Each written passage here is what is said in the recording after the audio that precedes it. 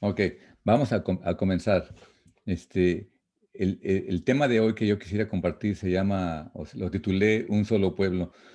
Y la razón que le puse Un solo pueblo, porque esta semana, pues varias personas se acercaron a mí y he estado escuchando a través de las noticias o a través del internet a gente que pues tiene preguntas todavía y hay mucha confusión concerniente a las fiestas. Ya lo hemos tratado muchas veces, pero por razón, pues que está fresquecito, voy a tratar de explicarlo todavía un poco más profundo. El, el por qué razón nosotros, el pueblo cristiano, el pueblo mesiánico, todos aquellos que creen en Dios o en Jesús o en Yeshua como el Mesías, pues venimos a ser parte, venimos a ser injertados en el olivo que es Israel. Entonces, si nosotros no aceptamos eso, esta condición nuestra de ser injertos en el pueblo de Israel, pues vamos a batallar y vamos a tratar de hacer nuestras propias reglas y separarnos de esta nación. Entonces, como le titulé Un solo pueblo, quisiera comenzar con el Salmo 133. ah, y antes de leer el Salmo 133, quisiera recordarles que cuando Dios sacó al pueblo de Israel de Egipto, le dice, yo seré tu Dios y tú serás mi pueblo. O sea, no dijo pueblos en plural, sino dijo un pueblo. ¿Ok? No somos dos pueblos o tres pueblos, somos un pueblo. Entonces, ese pueblo que Dios llamó para que sea su pueblo es el pueblo de Israel. Y claro que sí me estoy refiriendo al Israel físico, a los descendientes de Abraham, literalmente. Pero Dios prometió a Abraham que a través de su simiente todas las naciones venían a ser bendición para Dios. Entonces, todos los pueblos que creen a través de Yeshua, como vemos en el Nuevo Testamento, que creemos en Él, venimos a ser parte del pueblo de Israel a través de la gracia de Dios por medio del sacrificio de Yeshua. ¿Ok? Es la manera en que nosotros venimos a ser parte del pueblo de Dios. Como dice Juan, que no son hijos los que son de carne y sangre, sino son los que, ni de voluntad de hombres, sino de Dios. Entonces, una vez que venimos a ser un pueblo, a una familia, Dios dice en el Salmo 133 que mirad cuán bueno y cuán delicioso es habitar los hermanos juntos en armonía. Ese es una frase o una oración en un texto en la Biblia hebrea donde dice que, o sea, qué hermoso es habitar y cuán delicioso es habitar los hermanos juntos en armonía. Cuando Dios, como vimos esta semana en la fiesta de Shavuot, el lunes que lo celebramos, vimos que el pueblo de Israel había llegado como un hombre en las faldas del Sinaí. Y cuando ellos obtuvieron esta unidad tan grande es cuando Dios se reveló a ellos. El Salmo dice que dice, cuán bueno y cuán delicioso es habitar los hermanos juntos en armonía. Y esta mañana yo platicaba con mi esposa y le digo que la mayoría que yo conozco, la mayoría de cristianos, eh, todos decimos creer en Dios y creemos en Jesús o Yeshua en la Biblia, pero la mayoría, desgraciadamente, no escudriña las escrituras. Hoy en día es más fácil escucharla en audio o meterme a YouTube y escuchar sermones o escuchar música cristiana que yo realmente, personalmente, leer el texto. Y cuando yo leo el texto y escucho a una persona dar un mensaje eh, y no concuerda lo que está diciendo con lo que estoy leyendo, pues yo personalmente me pongo a investigar. ¿Por qué razón esta persona está diciendo esta cosa y yo estoy entendiendo otra? Entonces voy a otra fuente y me encuentro que otra persona tiene otro tercer punto diferente. O tal vez esté junto con el otro, pero yo no lo entiendo así. O tal vez esa persona crea como yo, no sé. Pero hay diferentes maneras de entender un punto. Pero lo importante de todo esto es este pasaje que dice, mirad cuán bueno y cuán delicioso. Dice que esa unidad de un pueblo es como el buen oleo, o sea, como un buen perfume. sobre una cabeza, la cabeza que desciende sobre la barba de Aarón. Y este pasaje, la verdad, no lo entiendo, ¿ok? La barba de Aarón, yo no entiendo eso, qué significa eso. Dice, pero dice que ese olor de ese perfume es como el rocío del Hermón. Y me imagino que el rocío de Hermón es como un, un, este, un, un monte donde la brisa el rocío de la mañana trae vida a esos campos. ¿Ok? Y así compara Dios a través del que escribió el Salmo 133. Dice que así compara Dios la unidad de un pueblo. Y dice, porque allí en esa unidad, en esa armonía, es donde envía Jehová bendición y vida eterna. Es allí, en la unidad, no en la desunidad, sino en la unidad. Ahora, el mismo Jesús, el mismo Yeshua, nos enseña en el libro de Marcos y Lucas, Marcos capítulo 3, verso 24, dice que si un reino está dividido contra sí mismo, tal reino no puede permanecer. Y si una casa está dividida contra sí misma, tal casa no puede permanecer. Entonces, eso lo dice Marcos 3. Lucas 11 es muy similar, la manera que lo escribe Lucas, pero él dice que todo reino dividido contra sí mismo es asolado, o sea que no se puede habitar. Y una casa dividida contra sí misma dice cae, o sea, se va a caer esa casa. Entonces vemos a nosotros que esas son enseñanzas del maestro Yeshua, que nos enseña a nosotros a no hacer divisiones, a no estar divididos o peleados por, por mi manera de pensar, por mi manera de creer. Entonces, en el libro de Reyes, si usted lo lee en su casa, el libro de Reyes, Primera de Reyes, capítulo 12, todo el capítulo, si lo lee en su casa, y yo le recomiendo o sea, una alta recomendación que ustedes leyeran la primera y segunda capítulo de los libros de Reyes, primero y segundo de Reyes, porque si nosotros no conocemos la historia, el contexto del pueblo de Israel, ¿cómo podemos decir que creemos en Yeshua o Jesús como el Mesías si no sabemos la historia del pueblo? Entonces, el libro de Reyes, primera y segunda de Reyes, nos dan mucha, mucha información, muy buena, valiosa información para poder entender nosotros lo que estamos haciendo el día de hoy. Entonces, en el libro de Reyes, primera de Reyes, capítulo 12, eh, no lo voy a leer, pero voy a darles lo que dice el capítulo. Si usted tiene una Biblia, Reina Valera, casi por lo regular todos traen el mismo título. Y ese capítulo 12 de Primera de Reyes dice que es la rebelión de Israel. Rebelión. O sea, se rebelaron el pueblo de Israel. Y entonces vamos a ver el contexto. Dice que Salomón, cuando el rey David era rey y sirvió a Dios, Dios le prometió a David que de su descendencia no le iba a faltar descendiente en el trono. Entonces Dios le prometió a David eso.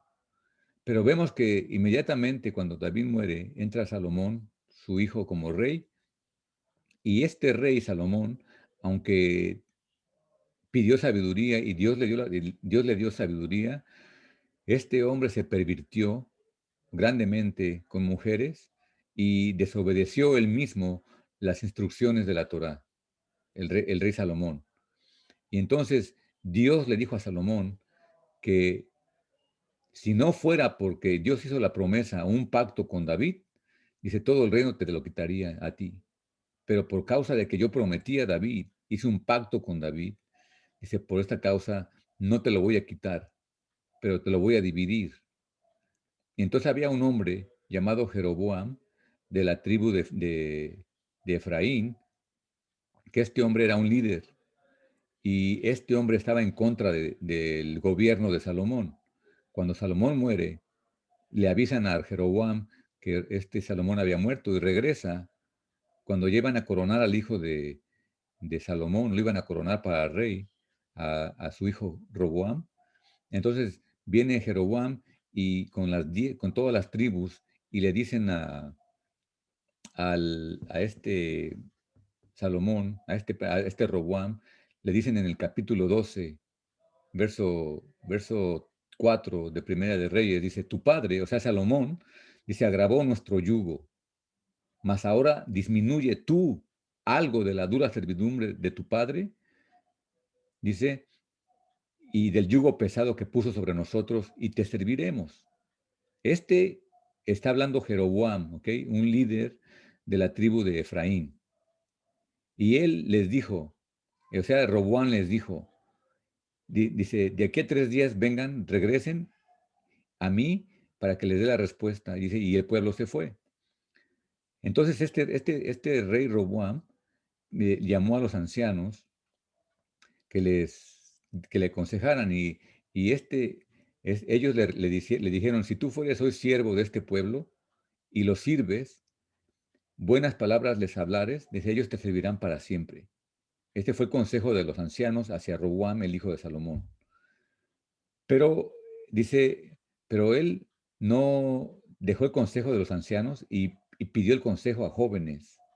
Si ustedes recuerdan la historia del capítulo 12 de Reyes, él va con los jóvenes a pedirles consejo y ellos le dijeron, no, dice tú, eh, si Salomón fue duro, dice tú sé más. Entonces lo que hizo Salomón, este Roboam fue y le respondió al pueblo que él iba a ser más duro que su padre Salomón. Entonces, para hacer la historia pequeña, este Jeroboam y le dijo a las 12 tribus, dice, a las 10 tribus, perdón, dice, nosotros no tenemos nada que ver con Judá. Dice, vemos que Judá era de ahí venía David, de la tribu de Judá. Y Judá fue ¿cómo se llama? El pueblo, la tribu escogida por Dios para reinar sobre Israel, desde el libro de Génesis en las promesas de Jacob. Entonces el pecado de Jeroboam es que dijo él en el verso ah, 23,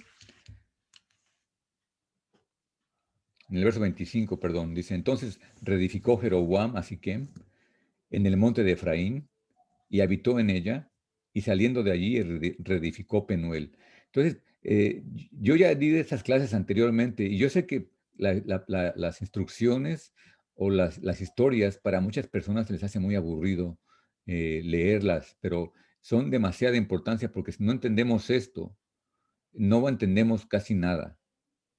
Entonces, eh, lo que pasa es de que ¿cómo se llama? Jacob tuvo 4 mujeres. Bueno, él amaba solamente a una, a Raquel. Y cuando era tiempo de tomar su mujer, recuerden que la historia que su suegro Labán le cambió la mujer, le dio a Lea en vez de Raquel. Y pues ya sin él querer, tuvo 2 esposas, que eran 2 hermanas. Y como Raquel no podía tener hijos, le dijo que por favor se acostara con su sierva Bila para que Bila le diera hijos a Jacob, pero iban a ser de Raquel. Y cuando Lea vio que estaba teniendo hijos esta Lea, Raquel de la sierva, también le dio su sierva y también tuvo hijos Jacobo de la sierva de Lea. O sea que tuvo 2 mujeres, 2 esposas y 2 concubinas. Y de los hijos de Lea tuvo 6 hijos, que fue fue Rubén, Simeón, Leví, Judá, Isaacar y Zabulón. Esos son los hijos de esta Lea. Y de esta Raquel tuvo a José y a Benjamín, y de las otras 2 siervas tuvieron a Gad y Neftalí, a Dan, y no me acuerdo el otro, pero había 12 hijos. Entonces, siempre, por lo regular, era el hombre, el hijo primogénito, el que llevaba eh, la responsabilidad de la continuación de la familia. Por lo regular era el primogénito, pero cuando el primogénito no le agradaba al padre, el padre se iba al segundo hijo. Y si el segundo hijo no le agradaba, iba al tercero, así hasta encontrar a alguien digno de llevar la responsabilidad de la familia, de las futuras generaciones. Entonces, como Rubén no agradó a su padre, y Simeón y Leví tampoco agradaron a Jacob, el que vino a tomar la responsabilidad de la familia la recibió Judá. Y desde entonces, la familia de Lea y la familia de Judá están en pleito, queriendo llevar el, ¿cómo se llama? El cetro o la autoridad de la familia. Entonces, hoy en día estamos viendo que muchas personas que crecimos en el cristianismo, de repente nos encontramos, ya sea de casualidad o buscándolo, y nos encontramos que nosotros somos parte del pueblo de Israel y decimos que somos parte de Israel. Entonces, si somos parte de Israel, tenemos que vivir como Israel vive. ¿Ok? Entonces, en el tiempo de Jesús, en el tiempo de Yeshua, todos eran judíos. Todo lo que usted lee en el Nuevo Testamento de Marcos, Mateo, Marcos y Lucas y Juan, eran puramente judíos. Las 12 tribus, las 10 tribus ya habían sido esparcidas, no estaban en la tierra. Más tal vez un pequeño remanente, pero la mayoría de las 10 tribus fueron esparcidas. Entonces, los que quedaban ahí eran judíos. Y en ese tiempo había separación de manera de pensar. Estaban los saduceos, los fariseos, los herodianos, los escribas, todos estos diferentes grupos estaban divididos en pensamiento. Y fue en el tiempo en que Yeshua llegó y quiso juntar a su pueblo otra vez. Sin embargo, estos no quisieron. Pero lo que me interesa de la historia es de que siempre ha existido esta división entre Efraín y entre Judá. Judá representando a las dos tribus, que es Benjamín y Judá, y lo que es Leví. Y las otras 10 tribus son representadas por Efraín. Siempre ha sido así desde el Antiguo Testamento. Entonces este Jeroboam, descendiente de Efraín, dice en el verso 25, edificó a Siquem en el monte de Efraín y habitó en ella, y saliendo de allí reedificó a Penuel. Y dijo Jeroboam en su corazón, ahora se volverá el reino a la casa de David. Si este pueblo subiere a ofrecer sacrificios en la casa de Jehová, en Jerusalén, porque el corazón de este pueblo se volverá a su señor Roboam, rey de Judá, y me matarán a mí, y se volverán a Roboam, rey de Judá. Y habiendo tenido consejo, hizo el rey 2 becerros de oro. O sea, no hizo un becerro de oro como en el tiempo de Moisés, hizo 2 becerros de oro, y dijo al pueblo, bastante habéis subido a Jerusalén, he aquí tus dioses, oh Israel, los cuales te hicieron subir de la tierra de Egipto. Y puso uno en Betel y otro en Dan. Y esto fue causa de pecado, porque el pueblo iba a adorar delante de uno hasta Dan. Hizo también casas sobre los lugares altos e hizo sacerdotes de entre el pueblo que no eran de los hijos de Leví. O sea, lo que estaba haciendo Jeroboam era totalmente opuesto a la voluntad de Dios en la Torá, como le dijo a Moisés, que solamente los descendientes de Leví iban a ser sacerdotes y levitas. Solamente la tribu de Leví, pero este hombre puso sacerdotes que no eran de los hijos de Leví, y aparte hizo 2 dioses, 2 becerros de oro, porque tuvo miedo que el pueblo subiera a Jerusalén a adorar, porque Jerusalén era el lugar que Dios había escogido desde antes para que el pueblo todo uno, en unidad, tanto de Dan, de Efraín, de Judá, de Isaacar, todas las tribus llegaran a Jerusalén a adorar a Dios en el templo. Esa era la voluntad de Dios, que todos subieran a Jerusalén. Y si nos damos cuenta, cuando dice suban a Jerusalén, es que del norte, del sur, del este y oeste, la ciudad más alta en Israel es el monte de Sión, donde está Jerusalén. Entonces, todos tenían que subir a Jerusalén, todos. Pero este tuvo miedo de que las 10 tribus fueran a Jerusalén y se le voltearan, y por eso hizo 2 becerros de oro. Pero lo que me importa es el verso 32. Dice, entonces, este Jeroboam instituyó fiesta solemne en el mes octavo, a los 15 días del mes, conforme a la fiesta solemne que se celebraba en Judá, y sacrificó sobre un altar. Dice, así hizo en Betel, ofreciendo sacrificios a los becerros que había hecho.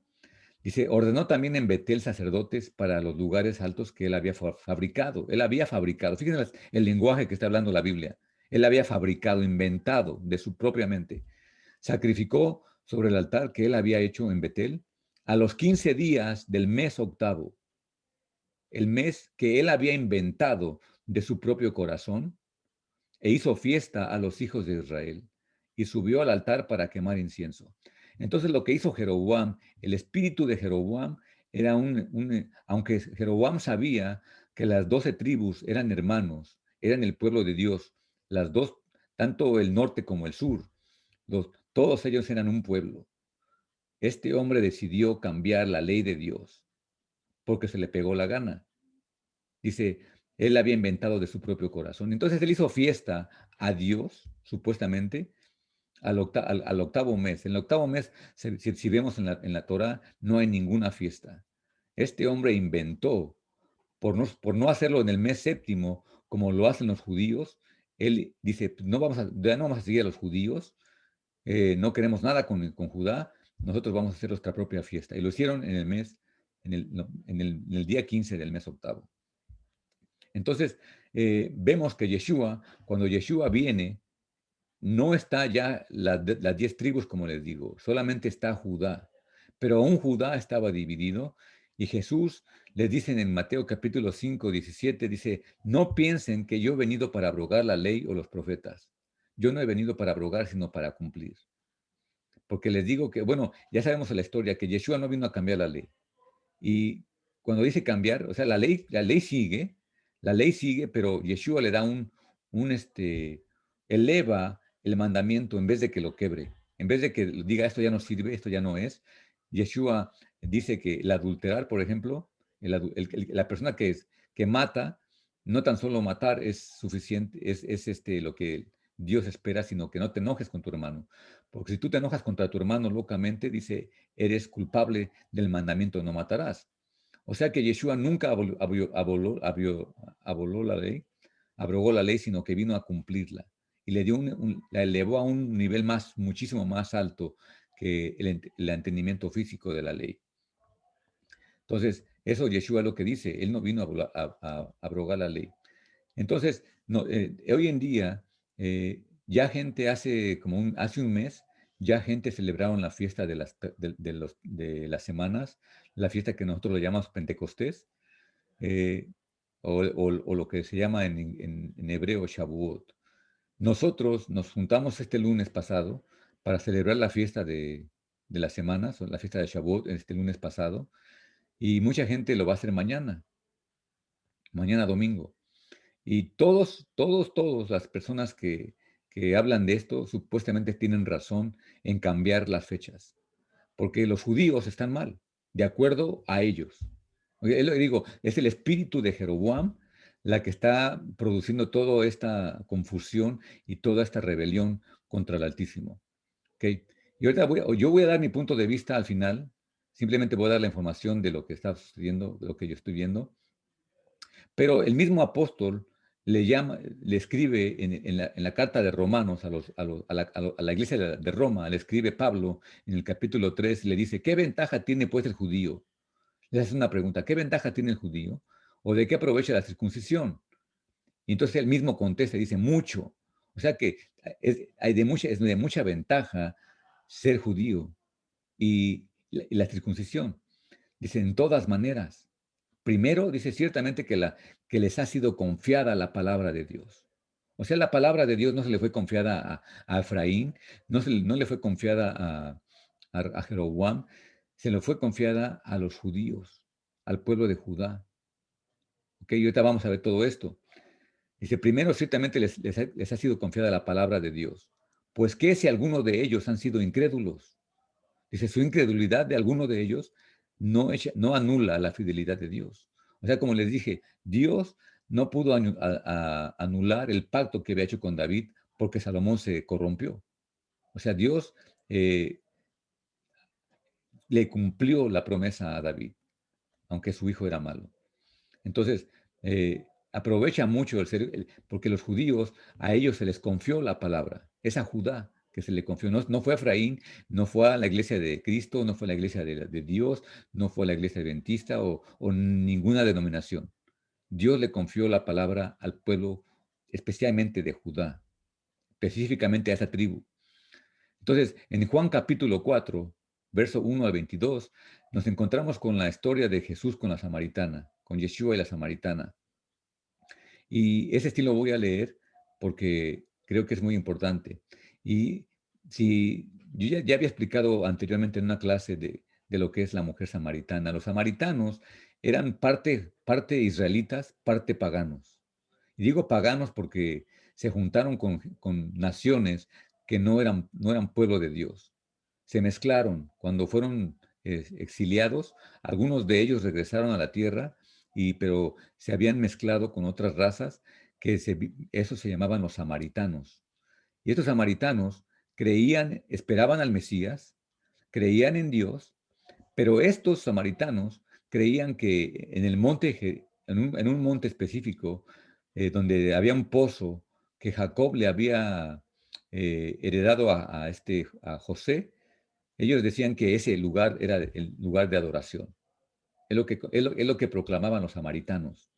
Entonces Jesús se topa con una mujer samaritana en el capítulo 4 y dice, ah, y verso 3 dice, y salió Jesús de Judea y se fue otra vez a Galilea, y le era necesario pasar por Samaria. Vino pues a una ciudad de Samaria llamada Sicar, junto a la heredad que Jacob le dio a su hijo José. O sea que esta es una tierra de Jacob a José, y de José viene Efraín. Os digo, de ahí donde venía este Jeroboam, el rey que se rebeló, el pecado de Jeroboam porque no quería nada con la casa de Judá. Dice, y estaba allí el pozo de Jacob. Entonces Yeshua, cansado del camino, se sentó así junto al pozo. Era como la hora sexta. La hora sexta son como las 12 del día. Y vino una mujer de Samaria a sacar agua. Y Yeshua le dijo, dame de beber. Pues sus discípulos habían ido a la ciudad a comprar de comer. La mujer samaritana le dijo, la mujer samaritana, fíjense, le dice, ¿cómo tú, siendo judío, me pides a mí de beber que soy mujer samaritana? Porque judíos y samaritanos no se tratan entre sí. O sea, vemos la historia, en otras palabras, si nosotros, no estoy diciendo que esto es la verdad, la realidad, es un ejemplo, ¿ok? Nosotros venimos a ser como los samaritanos, en otras palabras. Los judíos son el pueblo escogido de Dios. Nosotros venimos a ser, le digo, no es realidad, sino es como nos podemos comparar con los samaritanos, en otras palabras se puede decir, porque nosotros no somos judíos. Entonces, un cristiano, un mesiánico, dice, yo no soy judío, yo no tengo nada que ver con ellos. Es más, no, yo no quiero sus reglamentos, no quiero sus tradiciones, no quiero nada con los judíos. Ellos son ellos y yo creo en Jesús, yo creo en Yeshua, yo no tengo que hacer nada de lo que dicen ellos.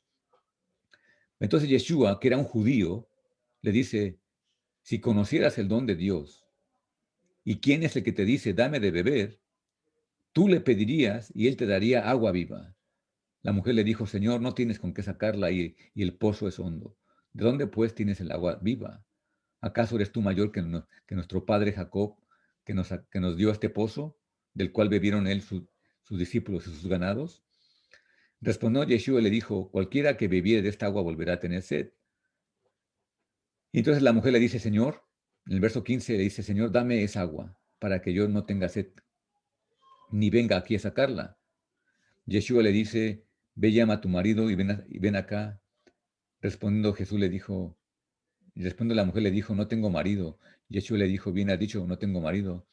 Dice, porque 5 maridos has tenido, y el que ahora tienes no es tu marido. Esto has dicho de verdad. Y esta historia, le digo, aunque es una historia real, también es una historia profética o simbólica. 5 maridos, o sea, cinco diferentes maneras de pensar, 5 diferentes dioses o religiones de la que tú estás siguiendo. Tus ídolos, el cristianismo ha cambiado la Torah del sábado al domingo. Han quitado la circuncisión, han quitado las fiestas, han inventado de sí mismo la fiesta de Navidad, la fiesta de la Pascua, de los conejos, todas, esta de Halloween, todas esas cosas ha inventado una iglesia cristiana supuestamente. Y nosotros hemos crecido en ello Y muchos de ellos, supuestamente, bueno, pues yo no soy de esa religión, yo soy pentecostés, pero todos hacen lo mismo, la mayoría. Le dijo la mujer: Señor, me parece que tú eres profeta. Nuestros padres adoraron en este monte. Fíjense, la mujer está hablando de sus padres que adoraron a Dios de Israel en este monte. Dice, y ustedes los judíos dicen que es en Jerusalén, en el lugar donde debe adorarse. Yeshua le dije, mujer, dice, créeme que la hora viene cuando ni en este monte ni en Jerusalén adoraréis al Padre. Y Jesús le contesta a la mujer, vosotros adoras lo que no sabes. Nosotros adoramos lo que sabemos, porque la salvación viene de los judíos. Esta es una frase directa de Jesús, de Yeshua, hacia una samaritana. En otras palabras, hacia ti y hacia mí. O sea, quién eres tú o quién soy yo como gentil para decirle a un judío cuándo o no debe guardar las fiestas o cómo debe hacerse la fiesta? Si a ellos fue los que se le dio esta orden. Nosotros venimos a ser parte del pueblo de Israel y muchos de nosotros crecimos celebrando, le digo, Halloween o otras cosas, que somos tan nuevos en este mundo que ahora que nos sentimos tan sabios para andar predicándole a la gente que estos días están mal los judíos. Entonces, en el libro de Génesis, capítulo 49, verso 8 al 10,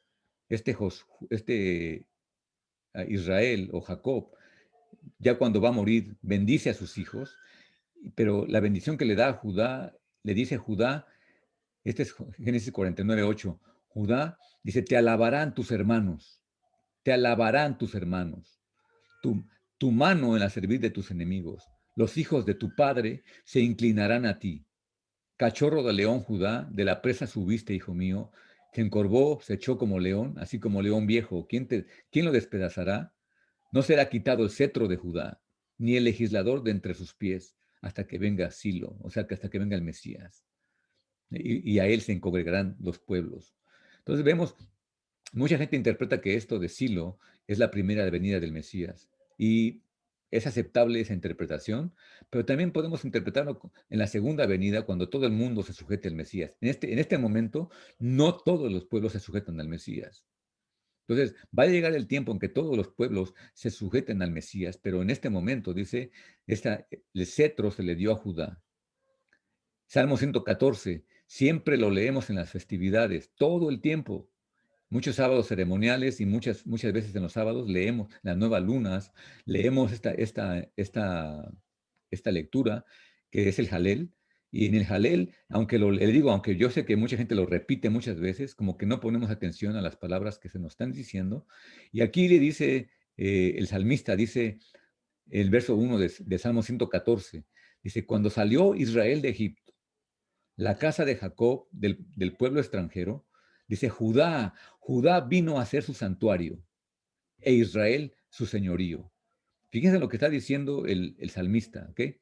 Judá vino a ser su santuario. Es que en el santuario, en la casa de Dios, donde Dios puso su santuario, el tabernáculo, donde los sacerdotes iban a, ¿cómo se dice?, a ministrar las cosas de Dios, dice, dice Judá vino a ser el santuario. Es donde Dios se presenta, donde Dios da su ley, donde Dios da los mandamientos a todo el resto del pueblo. Es en Judá. Dice, Israel vino a ser su señorío. Entonces, también vemos en el libro de Miqueas, capítulo 4, verso 1, dice, acontecerá en los postreros tiempos que el monte de la casa de Jehová será establecido por cabecera de montes y más alto que los collados, y correrán a él los pueblos. ¿A quién correrán los pueblos? Al monte de Jehová.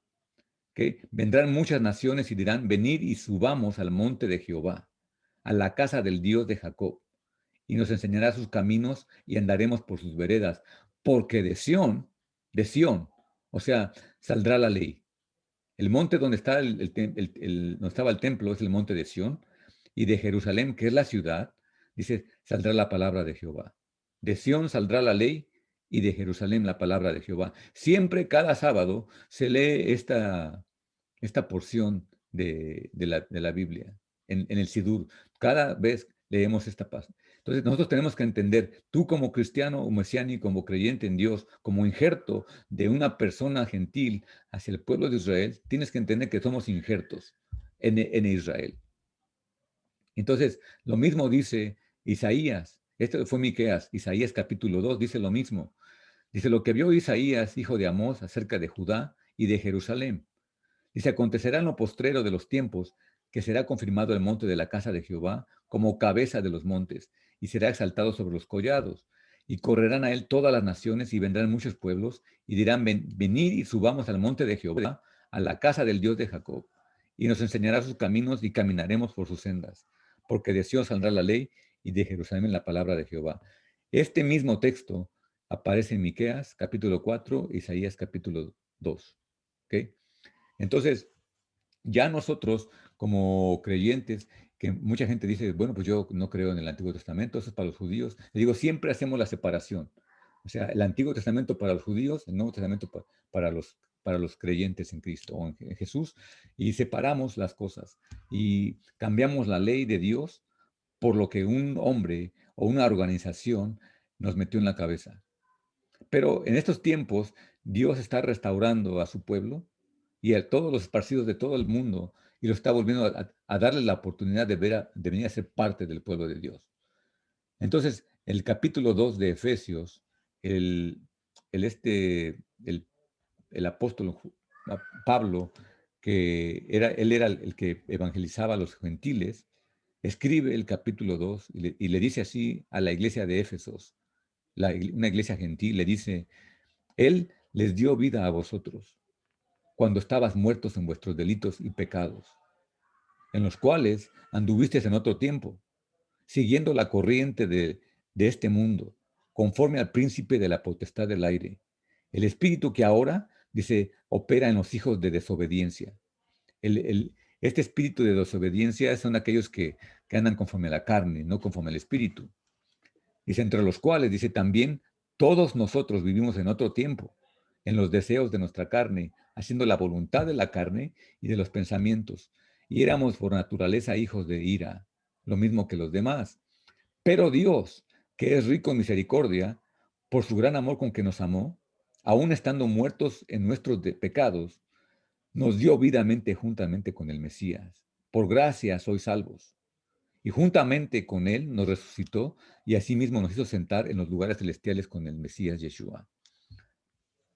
Entonces, quiero leer el verso 11. Ahora dice, por tanto, acordaos en otro tiempo, vosotros los gentiles, en cuanto a la carne, eras llamados sin circuncisión por la llamada circuncisión hecha con mano en la carne. En aquel tiempo, dice, estaba sin Cristo, sin el Mesías, alejados de la ciudadanía de Israel.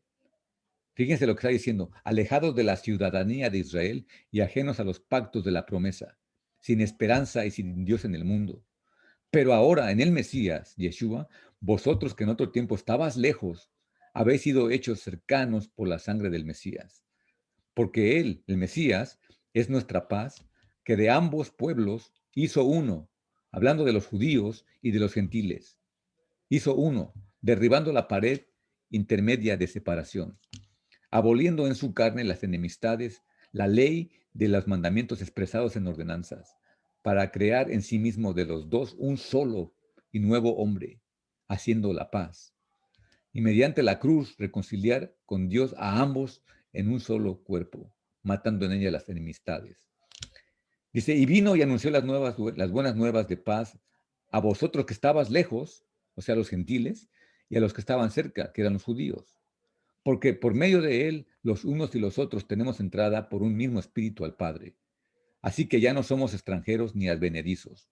Fíjense lo que está diciendo, le está escribiendo a Éfesos, a unos gentiles. Ya no somos extranjeros ni advenedizos, sino somos conciudadanos, parte del pueblo de Israel, de los santos y miembros de la familia de Dios, edificados sobre el fundamento de los apóstoles y profetas, siendo la principal piedra del ángulo Yeshua, el Mesías mismo, en quien todo el edificio, bien coordinado, va creciendo para ser un templo santo para el Señor, en quien vosotros también sois juntamente edificados para morada de Dios en el Espíritu.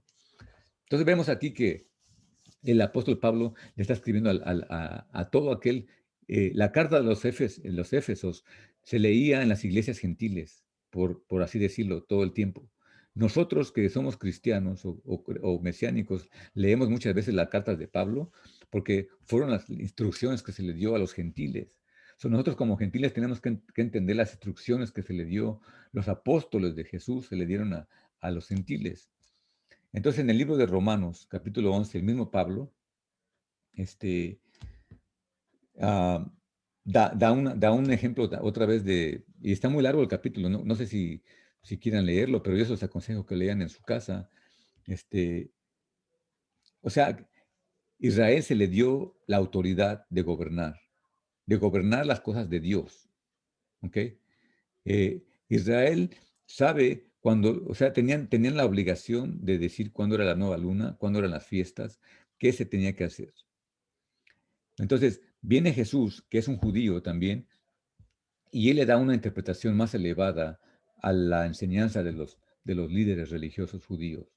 Es verdad eso, pero jamás vemos un pleito de Yeshua concerniente a las fechas y el por qué el pueblo de Israel hace o se junta en cierto tiempo para guardar las festividades. Entonces, el corazón de Jesús, el corazón de Dios, es que Él vino a juntar a su pueblo, a recordarles que eran un pueblo. Entonces, en Mateo 23, Yeshua, en una voz de llanto, escribe, dice, Jerusalén, Jerusalén, dice que matas a los profetas y apedreas a los que te son enviados.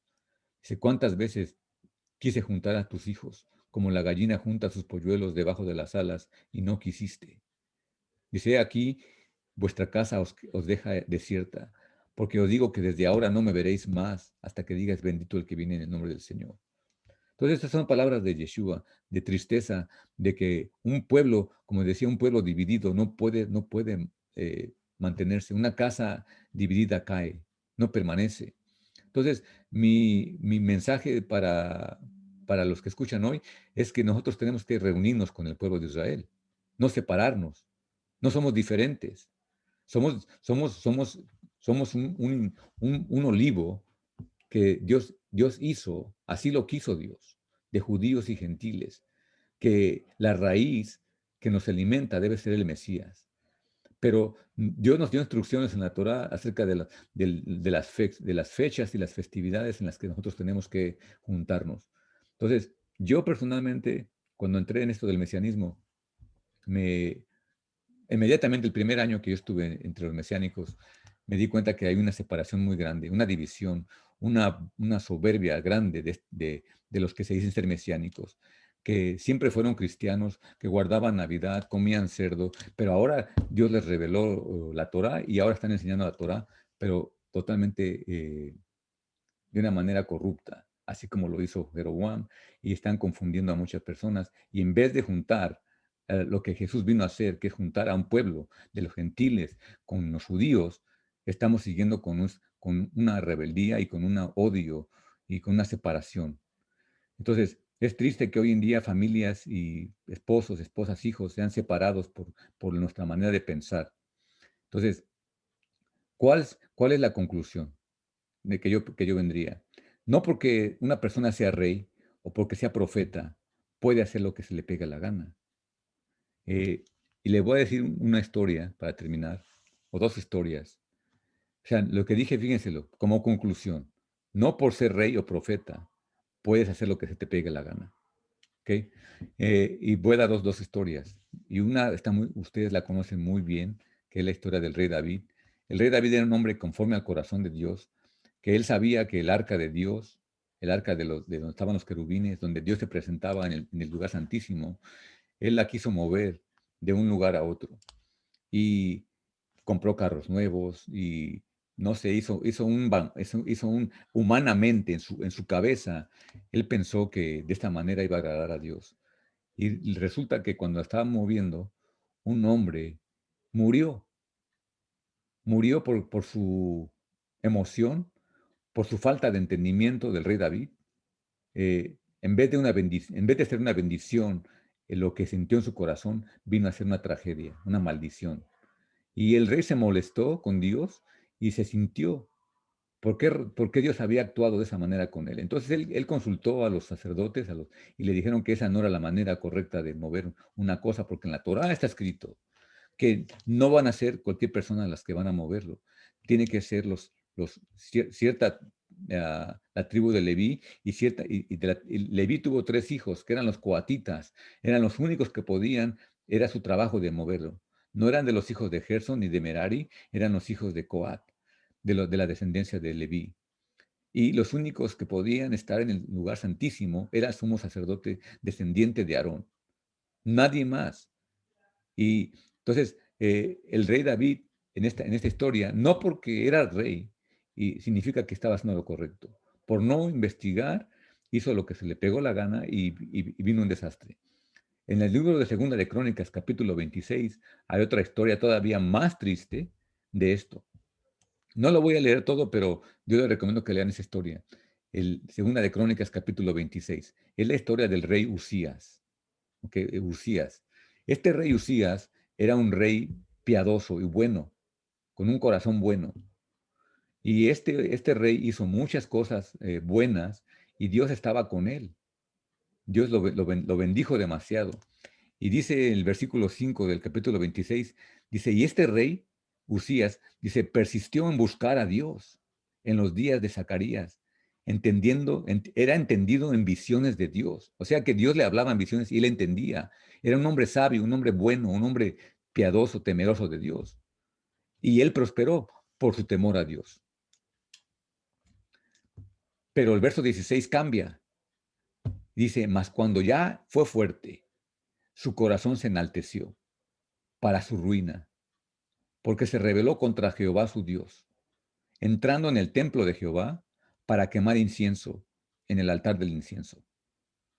Y entró tras él el sacerdote Azarías, y con él 80 sacerdotes de Jehová, varones valientes, y se pusieron contra el rey Usías, y le dijeron, no te corresponde a ti, Usías, quemar incienso de Jehová a Jehová, sino a los sacerdotes hijos de Aarón, que son consagrados para quemarlo.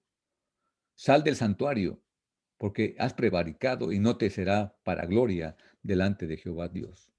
Entonces Usías, teniendo en la mano un incensario para ofrecer incienso, se llenó de ira, de coraje, y en su ira contra los sacerdotes, la lepra le brotó en la frente, delante de los sacerdotes en la casa de Jehová, junto al altar del incienso.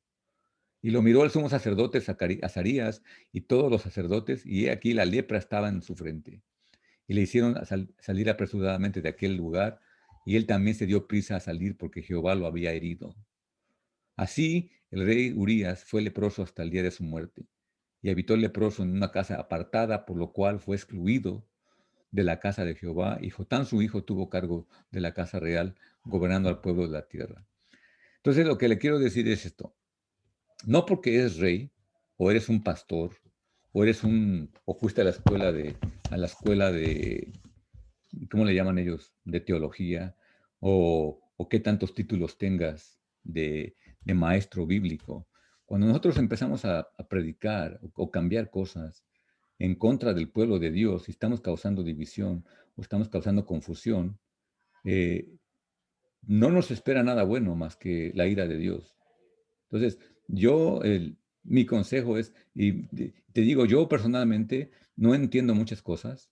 A veces me pongo a pensar, digo, ¿por qué los judíos hacen esas cosas? ¿Por qué esto y lo otro? Pero en sí realmente yo voy a decir lo que aprendí. Cuando yo entré al mesianismo, sí, pues hay que celebrar la luna nueva y hay que celebrar las fiestas. Y yo digo, yo lo estoy leyendo y como si me convencí personalmente de que esto era para mí también, aunque era cristiano. Eh, yo no estoy separado de Israel. Entonces desde ese momento eh, me, me prometí sí, me puse a mí mismo en celebrar las fiestas. Y le guste al que le guste o no. O sea, yo fui convencido en eso. Pero cuando me convencí y estaba yendo a las reuniones de los mesiánicos, había una confusión grandísima. Tantos calendarios, tantas nuevas lunas, diferentes pensamientos. La gente hacía lo que se le pegaba la gana en las fiestas. Y entonces yo decidí por mí mismo ir a las sinagogas judías, a ver qué es lo que ellos hacían y por qué lo hacían. Y en mi búsqueda de todo esto, eh, me encontré con, pues hay muchas páginas en el internet que tú te puedes meter. El calendario que los judíos están siguiendo en este momento no es el calendario que se seguía en el primer siglo, ni es el calendario que se le dio a Moisés. El pueblo de Israel decidió hacer un nuevo calendario en el año, no sé, en el año 300 y tantos, por un hombre llamado Gilel, y ellos decidieron con el Sanedrín seguir este calendario, que no es el calendario original por causa de la persecución al pueblo de Israel en la diáspora y por no perder sus costumbres y su fe en su Dios, hicieron el calendario que llevamos hoy. Ellos mismos admiten que el calendario que estamos siguiendo hoy no es el que era antiguo, pero se hizo así por causa de los problemas y ellos decidieron que nadie más iba a cambiar el calendario hasta que llegara el Mesías. Entonces, para mí, como dice la Torá, dice, Judá es el legislador, ellos hacen y dicen cuándo y por qué. Entonces, si nosotros leemos un texto y a mí no me aparece, eh, pues yo no tengo ninguna autoridad. Aunque yo sea el rey, aunque yo sea el sacerdote, a mí no me corresponde cambiar ninguna cosa. Entonces, Shavuot es el tiempo cuando los judíos dicen, entonces si yo voy en este momento, si yo voy a Israel, y digo, mañana voy a celebrar la fiesta en, de Sukkot, me van a decir, "Pues, si esa ya pasó. Lo hicimos el 6 de Sivan, el lunes pasado. O sea, tú eres un mentiroso porque no vienes a celebrar la fiesta de Sukkot. Sí, vas a celebrar Sukkot de tu manera. Es tu fiesta, no es la fiesta de los judíos, no es la fiesta del pueblo de Dios. Entonces, yo sé que la manera que leemos la Biblia y entendemos, puede ser que tengamos razón tal vez en nuestro intelecto, pero en el corazón y en la obediencia hacia la Torah, Dios quiere que nosotros nos sujetemos en las cosas. Entonces, no, bíblicamente en el Nuevo Testamento no hay ninguna vez en que Yeshua o los discípulos estén en contra de las festividades de los judíos. Todos juntos se juntan cada año, cada sábado, en el tiempo que Israel dice que hay que celebrarlo. Entonces, yo con esto quiero terminar y me gustaría escuchar, porque ya esto ya, les digo, yo tuve esta semana varias pláticas y la gente está inconforme, pero hasta con mucho coraje de por qué los judíos están mal y nosotros estamos bien. Y te digo, el cristianismo está dividido, el mesianismo está dividido. Y si el judío está dividido, pues entonces, ¿dónde está? O sea, ¿cómo vamos a permanecer? Entonces, Dios está llamando a una unidad y que cada quien se sujete a su posición. Y recuerdo que en aquel tiempo, si Dios nos da vida para la próxima semana, voy a tocar el tema de lo que es el rey, el profeta y el sacerdote, para que podamos entender lo que estamos estudiando el día de hoy. Entonces, pero yo con esto quiero terminar y quisiera escuchar sus comentarios, sus preguntas, sus dudas. ¿Ok? Se pueden hablar.